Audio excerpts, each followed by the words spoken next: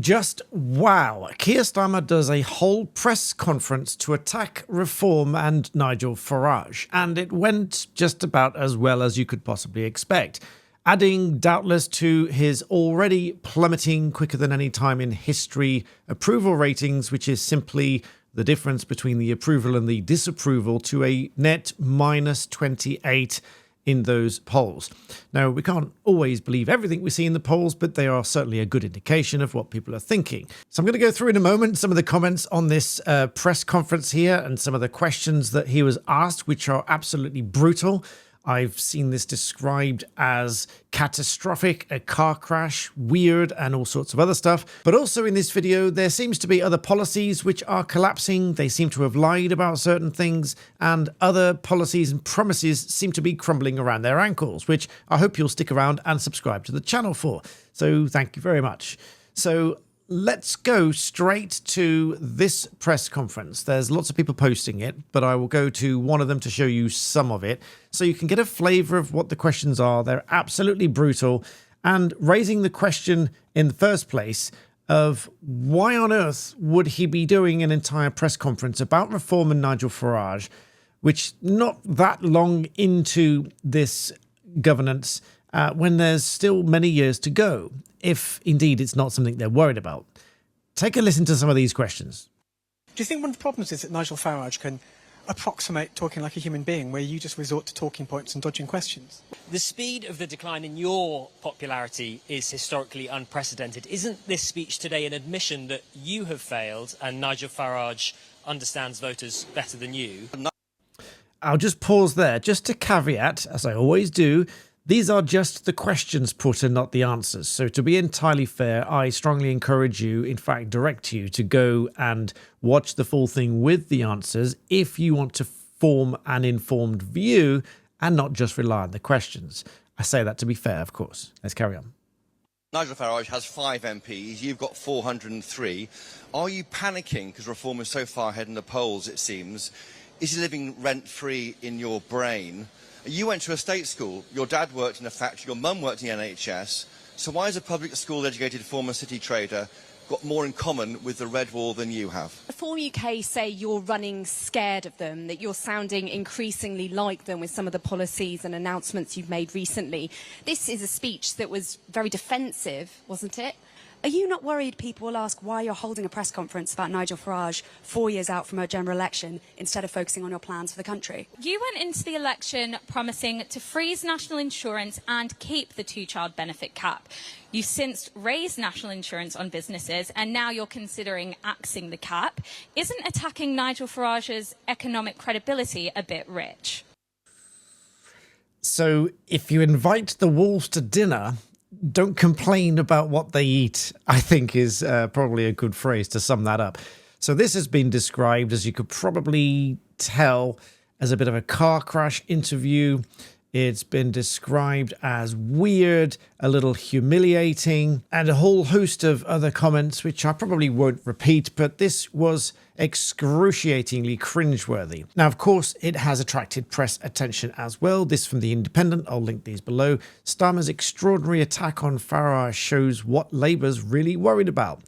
Of course, people will think Labour is worried about Reform if they do an entire press conference about Reform and Farage and attacking them, which I don't think is entirely justified, by the way. This is not sort of me leaping to Farage's defence here, but to say that his plans are going to crash the economy just like Liz Truss did, as if you watch my previous video, you'll remember that that's not really fair either, because even the Bank of England agreed that Liz Truss was not responsible for the economic downturn, and it wasn't really a crash anyway. But nonetheless, The Independent goes on and says, still less than a year after winning by a majority of 174 seats, he felt the need to attack Nigel Farage and Reform that only has 5 MPs. So what does that say if they're not worried about them? And perfectly put, is Nigel Farage living rent-free in his head? This is brutal. And when you see the news turning against the Prime Minister, or anybody for that matter, in this way, it really does sort of suggest what they are really worried about. The BBC here not being entirely impartial, although they are just quoting what Starmer said, in that Farage would crash the economy like Truss, so says the headline.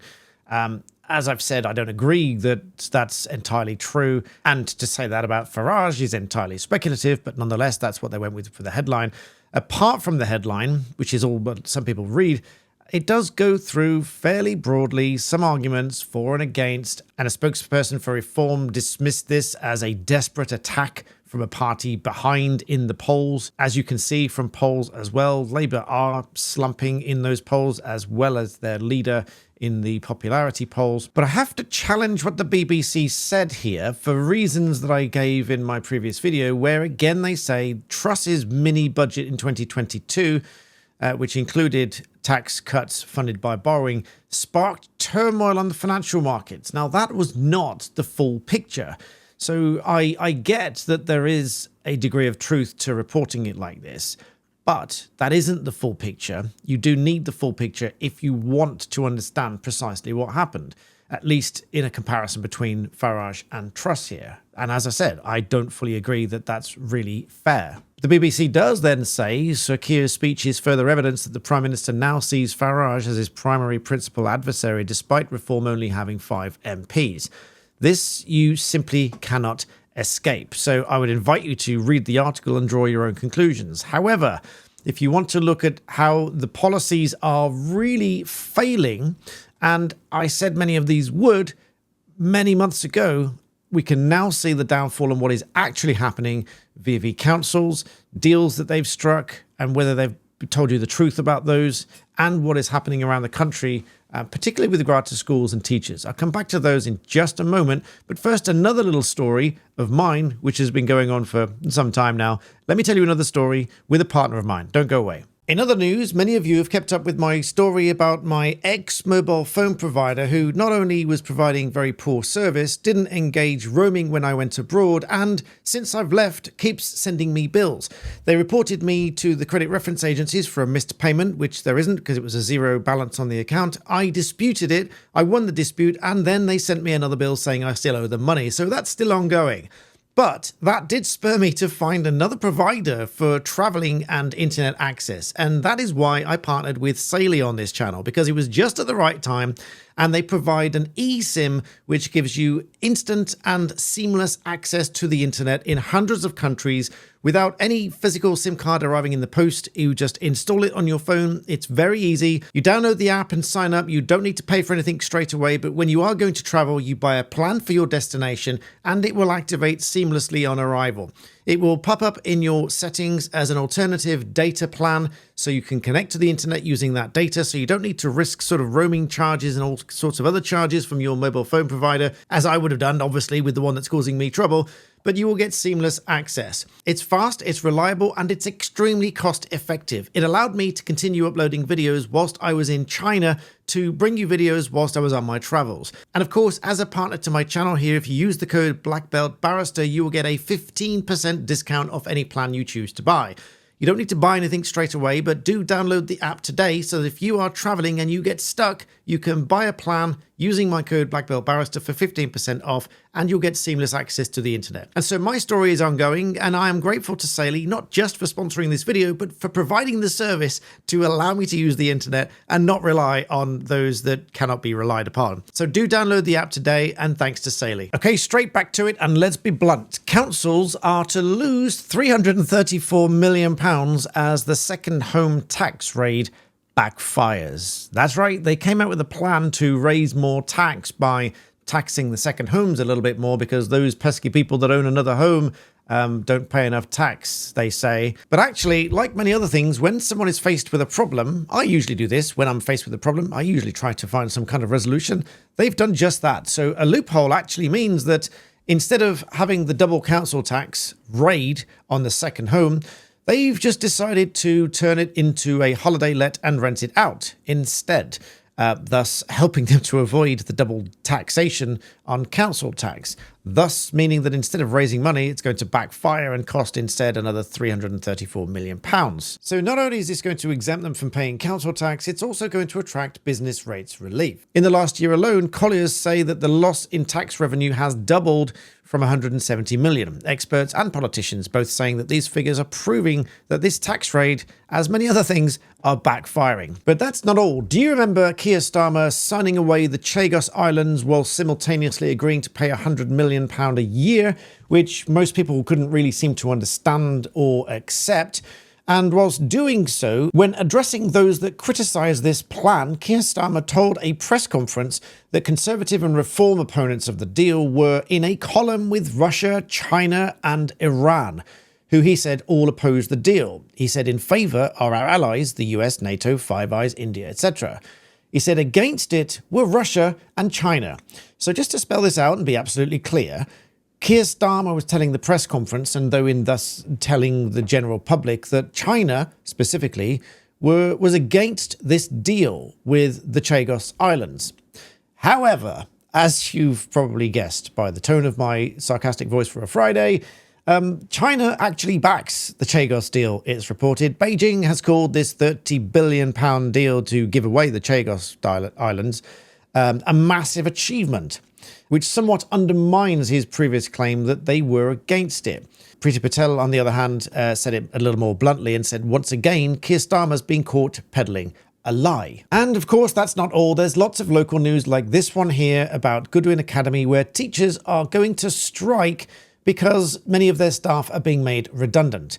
So remember the promise about 6,500 teachers were going to be recruited? Well, in fact, many of them are being made redundant. So instead of going up, those numbers are going down. And whilst we're on the subject of schools, let's take a look at one of the latest posts by Bridget Phillipson, who says as follows: young people with special educational needs and disabilities are 80% more likely not to be in employment, education or training. Labour is giving them a new route into the world of work and rewarding lives because every young person deserves to achieve and thrive. However, as Victoria underneath has quite rightly pointed out, it's quite an audacity to post that tweet when they are taxing over 100,000 children with special educational needs for their education and therapy, which is a new low. And quote posts here that says, the court documents show officials estimated the cost of exempting independent pupils with special educational needs who are not on an EHCP, a plan for the support, from the VAT charge would be about £450 million a year, which one of them said was unaffordable. So somewhat hypocritical on the one hand for Bridget to say that SEND pupils are 80% more likely not to be in employment, education or training, and that they are giving them a new route into work, etc., whilst simultaneously taxing 100,000 children with SEND for education and therapy, meaning some of them just simply won't be able to have it. So a little bit double standards, a little bit hypocritical, and doesn't really make sense. And last but not least, a shout out and huge thanks to my newest and rejoining members. Craig Reynolds joined as a Master Black Belt member to the channel. David Allen rejoined as a Master Black Belt to the channel. Arla joined as a Master Black Belt. Tony Godden joined as a Master Black Belt. Troy S. joined as a Master Black Belt, and my huge thanks and congratulations to Bilal Najib, who joined as a Grandmaster to the channel, all with associated perks you can find at the join button below. Thank you so much, guys, for joining me on this channel. I enjoy sharing the news and the law and my views with you here on this channel. Thank you all so much for watching, and I'll see you next time.